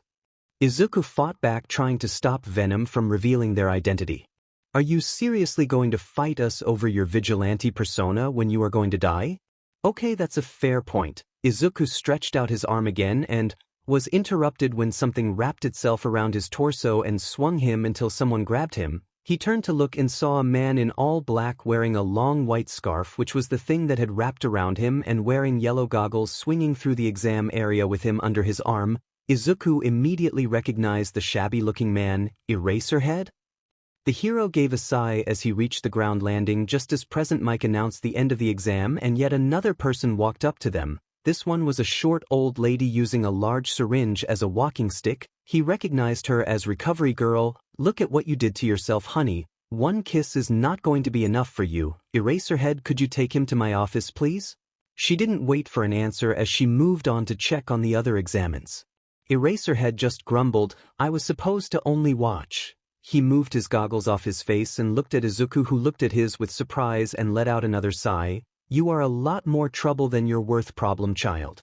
Izuku took a deep breath of the cold night air. With his Venom suit on, since he had just finished doing a few rounds around the city, sitting on top of buildings and watching the sleeping city he called a home had become one of his favorite parts of his vigilante job. It helped keep his anxiety in line, and right now he really needed it. It had been a week since Izuku had taken the entrance exam and they had yet to send the results. He knew that he had passed the written exam, but what worried him the most was the practical exam. He knew he had gotten a few points, but after comparing them to all the others that had around 40 and 50 points, it just made it seem like he had no chance at all. "Nice moon tonight, don't you think?" Izuku almost fell off the building as a raspy voice behind him spoke. He quickly turned around to look at who had sneaked up on him, only to see the same hero who had saved him from becoming a human pancake in the entrance exam. "Eraserhead?" Izuku exclaimed in surprise, which got a tired but surprised look from the hero. "Seems like you already know me. I guess introductions are unnecessary, so I'll just get straight to the point." Eraserhead's long black hair and his white scarf began to rise almost as if they were underwater, and a dim red glow appeared behind his goggles. "Vigilante Venom, you are under arrest for illegal use of your quirk and vigilantism." Izuku felt a cold shiver run down his spine as he realized the situation he was in. Sir, could we, I don't know, talk about this another day? It's just that I'm waiting on a really important letter and going to jail would be really annoying," Izuku said as he raised his hands and took a few steps backwards, getting closer to the ledge. "Wait, stop, your quirk." This vigilante had somehow recognized him and was still putting themselves in dangerous situations like this. They should know that he had already erased their quirk, so if they took another step. "Let's meet another day, all right?" Izuku jumped backwards off the ledge only to see as Eraserhead and his scarf moved forward in a panic. He shot out a web which quickly connected, and he swung upwards to the sky and looked back to see the hero looking at him with what he could only guess was surprised. Why would he be surprised? "Oh, is it because of our awesome suit?" Izuku laughed as Venom flattered themselves. "No. It's because of what Eraserhead can do. His quirk allows him to erase others' quirks, so maybe when he saw how ours didn't disappear, it must have confused him a lot. Actually, he had actually erased their quirk. He felt it the moment the hero found them. A strange empty space where one for all should have been, but he was at least happy to know that Venom's powers couldn't be messed with. "You are making this more difficult than it should be." Izuku almost messed up his swings when from behind him, Eraserhead appeared chasing him. Also swinging like him, except he was using his scarf and he was really good at it as he started closing the gap between them. How is he that fast? Swinging around like that is the way he has always traveled. He even fights with that scarf. We are similar in that way, but he has been doing this for years. Compared to him we are no. Izuku was unable to finish his sentence as the white scarf wrapped around his legs mid-swing. Eraserhead then used his own body weight and the momentum he gained from his own swing to pull Izuku down, making him fall and slam against the pavement. The hero used this moment to fully wrap him in his scarf. Now that's enough. Like I said before, you are under arrest for illegal use of your quirk and vigilantism, and now, resisting arrest. Izuku tried to tear the scarf off of him, but it was a lot more sturdy than it seemed. Okay, this looks really bad, but we have a plan. Wait, you do? Of course, all you need to do is give us control only for a few minutes, and we will be as free as a bird. Izuku was a little nervous at what Venom's plan could be, even more knowing that he needed to give him control, which would put him in the back seat of his own head, and in the little times he had given him control, he can say that it is not a nice experience, but right now he had no other option. He couldn't let his identity be revealed, even less to this man who had already seen him in the exam. So Izuku took a deep breath and closed his eyes. Okay, do what you need to do. Venom didn't give him an answer. Instead he heard their booming laugh as his consciousness was pushed to the side and was surrounded by darkness. Aizawa stopped as he saw the body of the vigilante go limp when a second ago they were trying to claw at his scarf, but he was even more shocked when he got closer and the black suit the vigilante was wearing began to bubble. Aizawa took a step back as the vigilante's body began to change. At first his suit began to move, not as if the person was moving but the suit itself. Then the body started to spasm as their body moved as if they were in pain, but no sound came from them, and finally, but the most surprising, was when their body began to grow. Their muscles began to expand at an alarming rate, turning into enormous sizes. Their fingers turned into claws that easily ripped through his scarf, turning it into nothing but tatters, and then they turned around. Their head, alongside their body, had also become bigger, but Aizawa fell onto his back as he felt the intense bloodlust from the monster as its white eyes dug hole into him, but then the mask began to rip open. It was slow at the beginning as it strained against the force, but he could see it. The more it opened, the more they shined under the light of the moon, until finally the lower part of the mask had fully opened to reveal a massive jaw filled with rows of sharp, jagged teeth and a long red tongue that reside inside it. Aizawa activated his quirk, hoping that it would make the beast disappear.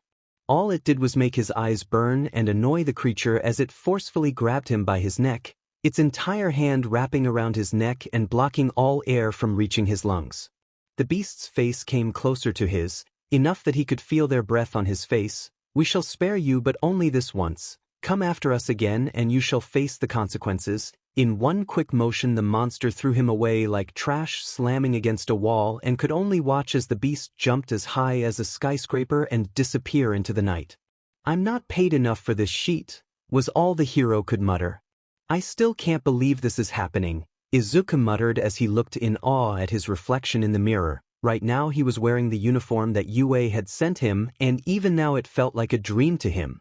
Izuku had gotten his grades a day after his encounter with Eraserhead in a video sent by Yue, and he and his mother had almost flooded their house with their tears when they saw him in the first place of the scoreboard with 80 rescue points and 25 villain points, making an incredible 105 points, which were more than enough to beat even Bakuga's score of 77 villain points. Izuku wiped away a few tears. He didn't want to go to his first day of class with red eyes. He grabbed his phone but stopped when he checked his messages. The only number he had in it for a long time was his mother. Really, he only had it so that he could check hero news and other pages much easier, but ever since he got Yoke's number he spent a lot more time on it talking to her. But after the entrance exam she stopped answering to his texts, and when she did it always was with a vague answer. Even more when it came to her own exam for school. He put his phone into his backpack along with all of his stuff, and after giving his mother a goodbye hug, he was off. "Still don't know what's so exciting about going to school." Venom spoke up. Right now they were hiding in Izuku's clothes as a black tie instead of the red one he was supposed to wear, since having him close like this would make putting on the suit much easier, and also because he didn't know how to tie it properly. They didn't have a good impression of school since the ones Izuku had been in had not been the kindest, but he knows Yue is going to be different. Izuku walked with a smile on his face until he finally spotted the familiar golden gates, the ones he would now see for the next few years of his life. Many other students also walked by. He looked around in awe at the many different quirks that he could study, but his eyes stopped on a familiar pair of brown cat ears. Right at the entrance, there stood a familiar girl with her ears twitching and her tail softly swaying side to side, her amber eyes looking at the different students that passed by her. Izuku was already moving towards her before he realized it. Yoke. Yoke looked up and her eyes connected with his, and a smile bloomed on her face and her tail swayed a little more excitedly. Izuku, what are you doing here? Did you take the exam too?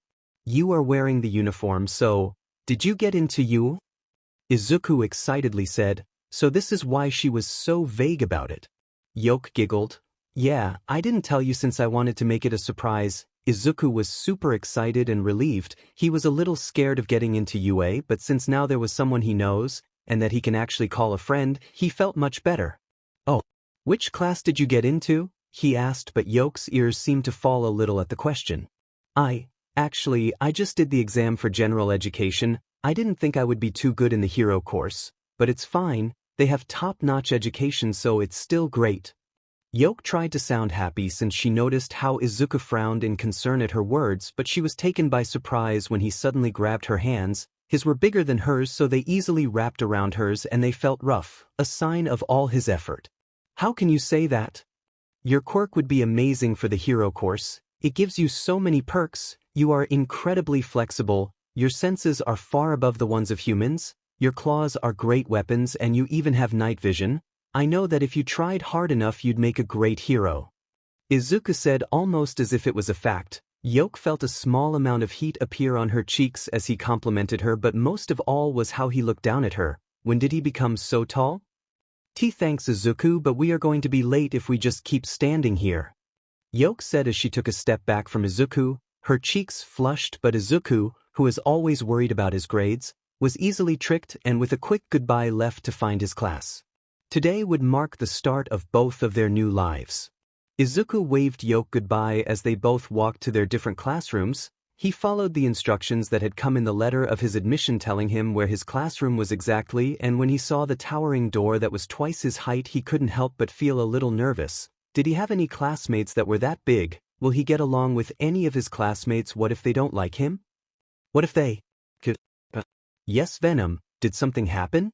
No, because you have been standing in front of the door for 3 minutes doing nothing. Sorry. Izuku then opened the door, which was far lighter than he expected, and was immediately shocked by the two familiar and loud voices. I have explained this to you multiple times on how it is disrespectful to this school that you are on the desk, so I once again politely ask you to take them off of it and sit like a respectful student of this prestigious academy. The tall kid with glasses from the entrance exam said as he waved his arms around in a kind of chopping motion, giving a kid a lecture, and by his angry tone of voice it seemed like they had been at it for a while now. "SCKMID-" answered Bakugo. Oh dear God.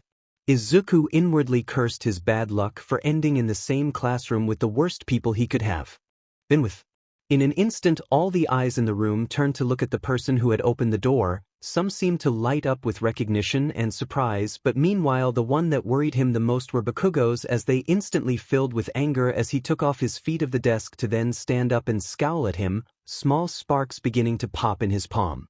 Izuku instinctively took a step back, knowing full well how much his explosions hurt and burned his skin. You little biggie, how in dare dash? You are the kid from the exam. Man, you were so cool back there. Hello. Mon cher ami, you were like a shooting star as you took down that mechanical beast. Of course not as dazzling as me.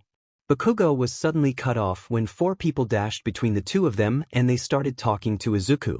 He was completely stunned, but when he looked at them, they seemed strangely familiar and he couldn't help but ask, sorry, but have we met before? One of them, a girl with pink skin and yellow horns, started to laugh. Right, you probably don't remember us? You actually helped us all at the exam, real heroic on your part. The name is Mina Ishido, by the way. Mina smiled as she happily stated. Name's Kirishima, Ejiro Kirishima, don't forget it. A boy with sharp teeth and spiky red hair followed. Hello, my name is Pony Tsunatori. Nice to meet you, a girl with horns in her head said in rough Japanese, which didn't do much to hide her American accent. And you also have the honor to meet me. the shiny Yuga Aoyama. A boy with blonde hair that for some reason smelled like roses said as he smiled while striking a pose.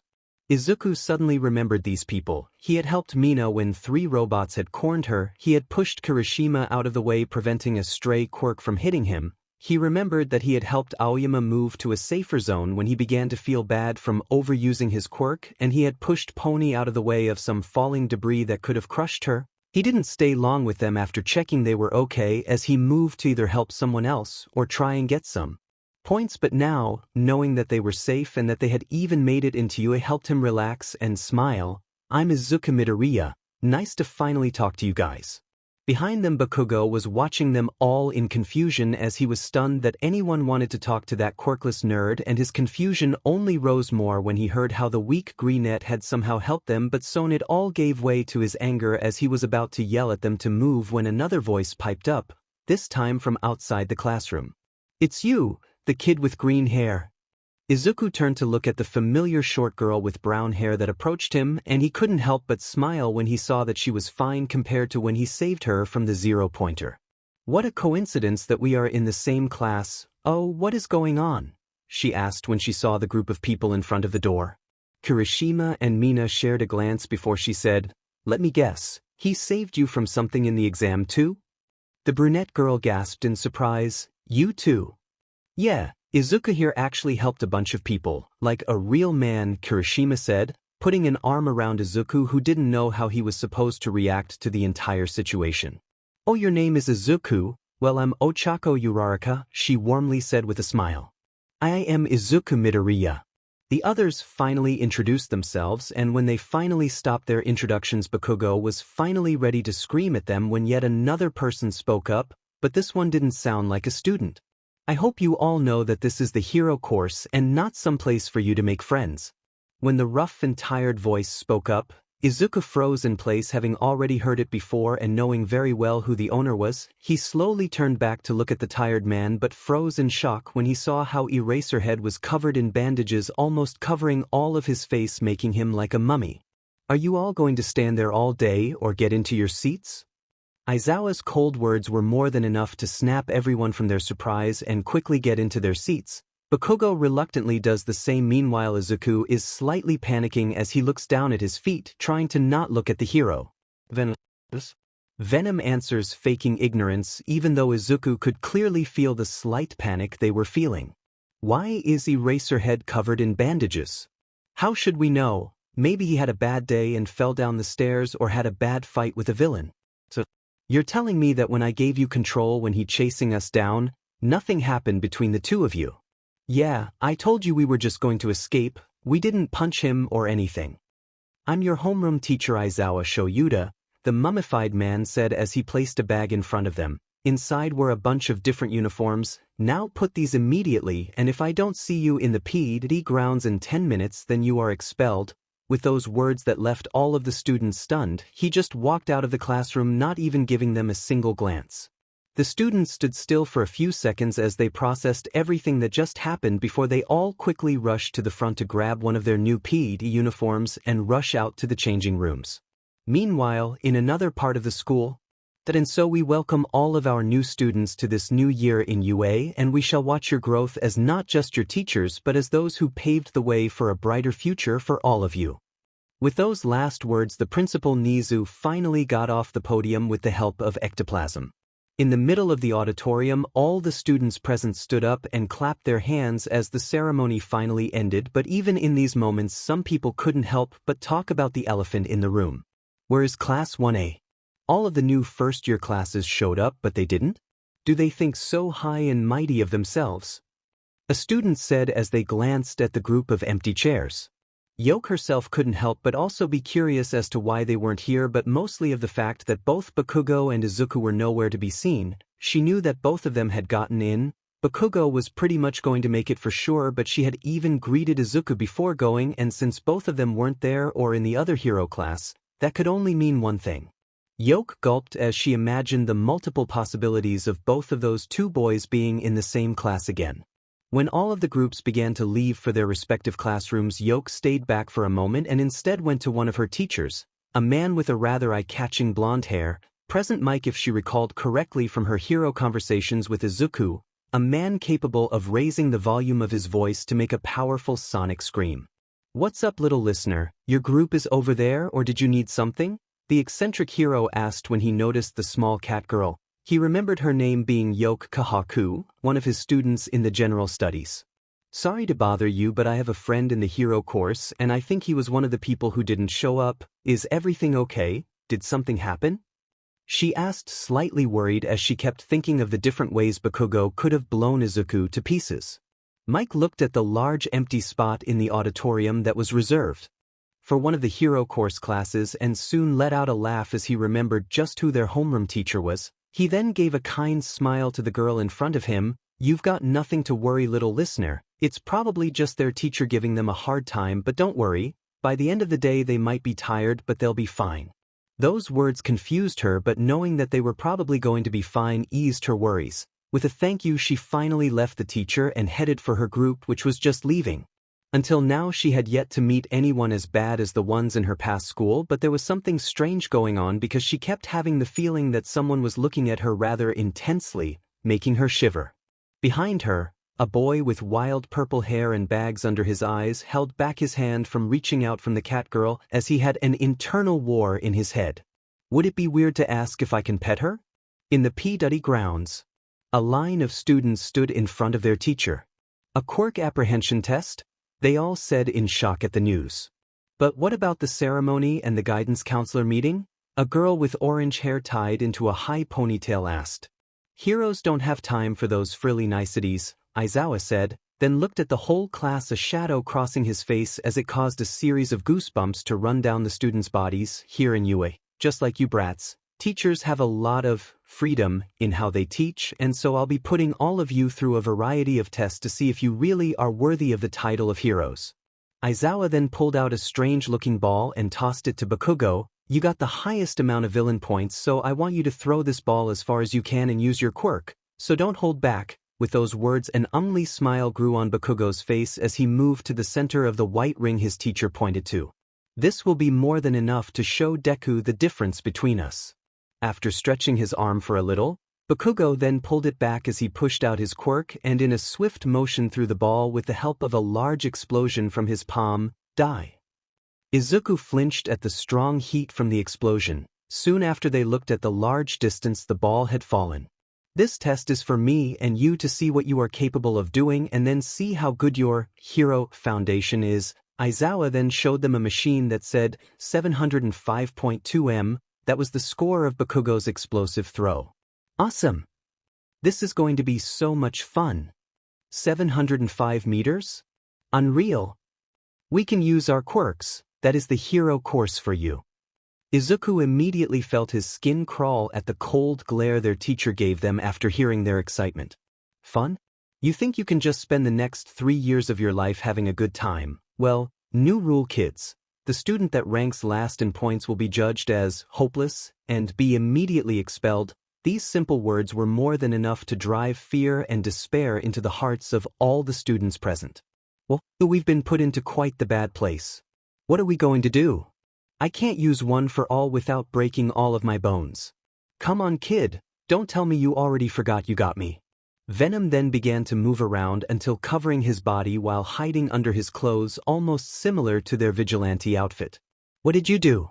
Like this? You should at least be able to use some more of our strength, and if you do use that quirk of yours, we can numb the pain and begin healing it while we help you still move. Think of it as a kind of cast." Izuku was surprised. He did know that Venom was a part of him now, but he didn't know they could do this much. "We are amazing, aren't we?" Izuku only smiled as he looked at his teacher with a new spark of determination in his eyes. He has trained, endured harsh words and walked a lonely path for years only for this one wish. Even if it costs him an arm and a leg, with it being this close to him, he doesn't care of the lengths he'll have to go through. The first test was the 50-meter dash. Many of his classmates did rather well, some having quirks that helped them a lot and others who had to improvise. When it came to his turn, he grimaced when he saw that the person he was going against was Bakugo. On the other hand, he had spent years studying his quirk, so in a way, he already knew the different things he could do. He might go all out in a single strong burst, or if he somehow managed it, he might make explosion come out of his feet and use that, but seeing how he is still wearing his shoes, that is probably not an option. Another could be that he uses multiple smaller explosions to push himself forward as a kind of boost. Having already thought of all possibilities and getting rid of the ones less likely to happen, he decided that with Venom's help, he'll go all out. When both of them got to the starting line, Izuku ducked as he noticed Bakugo putting his hands behind him, most likely using the multiple small explosions strategy. Okay, Venom, you ready to numb my left leg? Pulling the familiar feeling of one for all from deep within him, he brought it forth into his left leg, which quickly started to buzz with energy. Both boys waited with held breath for the countdown, Bakugo sending angry looks at Izuku, who was more focused on controlling his power. Izuku took a deep breath. Sparks began to come from Bakugo's palms. They too took a deep breath and go. Both blasted off. Bakugo's palms ignited in seconds, but unlike one large explosion, these were smaller, yet they were enough to send him forward, but in an instant he was blown aside by an even larger explosion that caused a large smoke cloud to cover the beginning line, which surprised everyone, but their shock didn't end there when they saw the green missile that quickly flew over the track. 2.04 seconds, the machine at the end of the track answered the moment Izuku flew past it. Sadly, they had not planned for the landing as they crashed against the floor and rolled for a few more seconds as they clenched their teeth from the pain in their leg that slowly disappeared into only a few pins and needles. Izuku slowly got back up, his clothes covered in dirt, his left leg trembled a little, but thanks to Venom already healing it and his extra support, he was able to stand and move with a slight limp. He turned around to see the surprised faces of his classmates and the crater he had left where he had been standing, and when looking at it all he couldn't help but feel proud. Let's not get expelled. Hey Venom, how's the healing going? Izuku asked as he gasped for air. They had been doing the test for about an hour now and Izuku had broken all of his limbs at least once. Thankfully Aizawa told them that the next event would be the last and Izuku wasn't sure if he could keep going. Well, we were able to heal your right arm completely since you didn't use it much, but your legs will still take long, so try not to run unless you want to kiss the floor. Noted. He then slowly stood back up when he heard their teacher call for them. All the other students had already lined up and only a few gave him weird looks at his slight limping. As I already told you, this is the last test and it's simple. Just throw this ball as far away as you can. Bakugo, you don't need to do it, Aizawa said as he called the first person. Throwing a ball wouldn't be hard, all he had to do was put one for all in his arm, and with Venom's help he should be able to throw it far, and considering how he had been doing until now, his score should definitely be somewhere in the middle, so he felt confident on not getting expelled. Midoriya, your turn, Aizawa told him as he threw him the new ball as the last one had been thrown into space by Uraraka. Izuku stepped into the white ring and took a deep breath. Alright Venom, this is it, let's finish off with a bang. You got it, let's give it our all. The black sleeve in his arm tightened around him more and he could feel his muscles fill with energy as he pulled his arm back. With one quick and smooth swing, an explosion that could even rival Bakugo's rang through the courtyard as Izuku threw the ball. The students and teacher covered their eyes from the dust that got blown into the air and they could barely see the disappearing ball in the distance. Izuku clenched his teeth as he waited for the pain to die down until he felt comfortable enough to move it again. Aizawa then showed the device with his score. 758.5 m. Everyone was shocked. His score had even beaten Bakugo, making it the highest score in the class. This, obviously, didn't sit well with said teen. His entire life, Izuku had been nothing more than just an annoying extra, just another stepping stone for him to reach the top, but ever since he had gotten into UA, how the hell did he even do that? He had shown something that he had never seen. A quirk. This entire time, that little BSDRD had been hiding his true strength. He looked down on him and everyone else, making them think he was a weak little Deku. His blood began to boil, sparks were already coming off his palms, he had more than enough sweat from all the exercise of today and the idiot looked tired. He could easily teach him a lesson even now. Deku you BSDRD. Bakugo ran forward, shocking the other students with his sudden scream. His eyes trained on Izuku's surprised face, but in an instant two things happened that shocked him. The first was the strange feeling of emptiness in his body, as if someone had taken a piece of him, leaving a hole in its place. The second one was the white bandages that wrapped around his body, stopping his charge. He recognized the bandages as the strange scarf their teacher had been wearing. He looked at the old man whose black hair was now floating above his face and his red eyes shining as he scowled at the boy. "Stop making me use my quirk, I've got dry eye, damn it." When Bakugo realized that he could do nothing with the teacher stopping him, he sent Izuku a final glare before walking away. "If no one else wants to try anything, then it's time to present your results." Aizawa then pulled out another strange device as he continued, "The total is simply the aggregate sum of each of your Asaurus. If I recited all of your scores, it'd take 1,000,000 years, so I'll disclose them all at once." With a simple click, the machine sprung to life as it showed a holographic screen that showed their ranks. Momo Yaoyorozu first. Shoto Todoroki second. Katsuki Bakugo third. Tenya Ida fourth. Izuku Midoriya fifth. Fumikage Tokoyami sixth. Mizo Shoji seventh. Itsuka Kendo eighth. Ejiro Kirishima ninth. Mina Ishido 10th. Nito Minoma 11th. Pony Tsunatori 12th. Tako Uraraka 3rd. Koji Koda 14th. Rikido Sato 15th. Tsu Azui 16th. Yuga Aoyama 17th. Antasuro 18th. Denki Kaminari 19th. Kyoka Jiro 20th. T-Top 5. We did it. Izuku inwardly rejoiced as he looked at his score. Not only was he not expelled, but he had managed to reach the top 5, which was 100 times better than he had expected. The crowd of students was filled with different emotions. Like Izuku, some were really happy with their own results. A few had begun to think on how they could have improved. The first and second students seemed calm at their results, almost as if they didn't matter or were already expected. On the other hand, Bakugo was fuming as he looked at Izuku's score. He had managed to just barely get into the top 5, a place that shouldn't be held by someone who used to be quirkless not so long ago. Question after question ran through his head. How did he do it? What was his quirk? How long had he been hiding it? Every new question only managed to make the flames of anger rise higher and higher, but he held himself back. This wasn't the same school as before. He knew that the teacher wouldn't just stand and watch. If he wanted answers, then he would have to think of a different plan to get them. "Oh yeah, that whole expulsion thing was just a lie," Aizawa suddenly said, making the students freeze in the spot. "It was a logical ruse to pull out your best performances," he said with a wide, toothy grin on his face. "Hey!" The students screamed. The girl that had gotten last place almost passed out from pure shock. "Come on guys, use your brains. Of course it was just a ruse." The girl that had gotten first place, Yaoyorozu, said, but she couldn't hide the slight tremble of her hands. "Your curriculum sheets are back in the classroom, so give them a once-over and get out of here." Aizawa stopped before he turned to look directly at Izuku. "Except you, Midoriya, I need to talk to you about something before you leave." As the students left, they gave Izuku confused and pitying glances as he stayed behind. "Did you need something, sensei?" Izuku asked with a slight tremble in his voice as he looked at his teacher, but he then noticed that his gaze was actually focused on the black sleeves that Venom was disguised as. "First, what are those?" he asked. "They're compression clothes. My quirk puts a lot of stress on my body, so these help a lot after using it, but I promise I wasn't using them to cheat or anything. They don't help in my physical performance, so there's nothing to be concerned."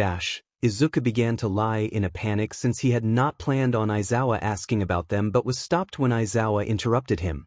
"Geez kid, I get it, I'm not interrogating you, but the first time I saw you use your quirk was in the entrance exam, and back then you broke both of your legs and one of your arms, so the change was rather surprising, but you say that using it still hurts you?" Aizawa asked, and Izuku just looked down and nodded sadly. "Fine. I'll talk with Nizu and make some changes in your curriculum to help you with that problem, but by tomorrow I want you to give me some answers. So just ignore the curriculum on your desk and get out." Aizawa finished and walked away, leaving a shocked Midoriya behind. "Why yes, sensei," was all Izuku could get out before his teacher disappeared.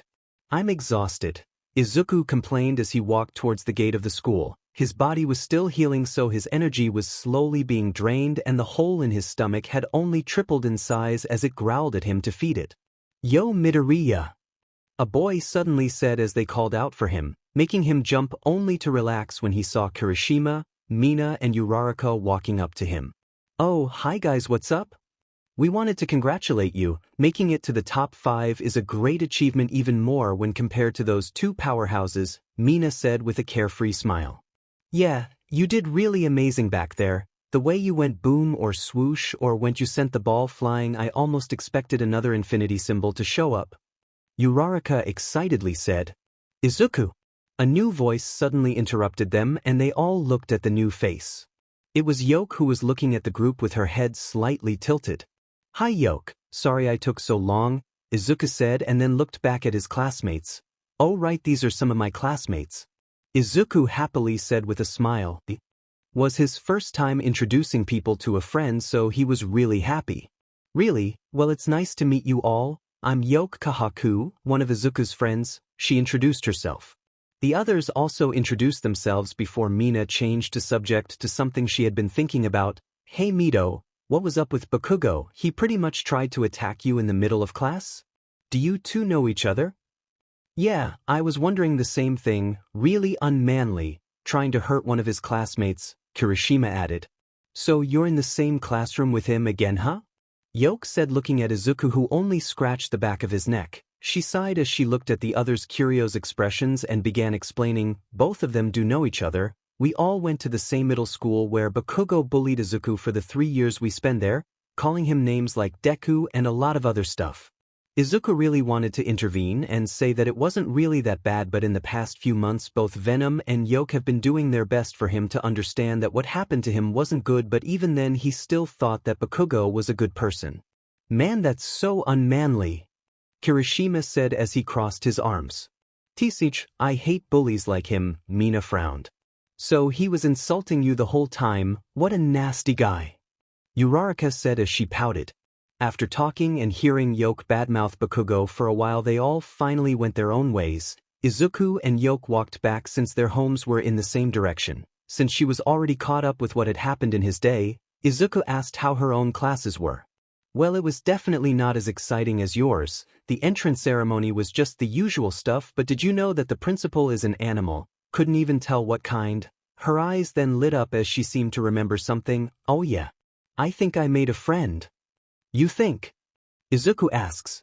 Yeah, he's a little awkward and shy, but I think he likes me. I'll introduce him to you tomorrow. You've always been better at talking with people than me. Well, if you trust me that much, I'll try not to disappoint you.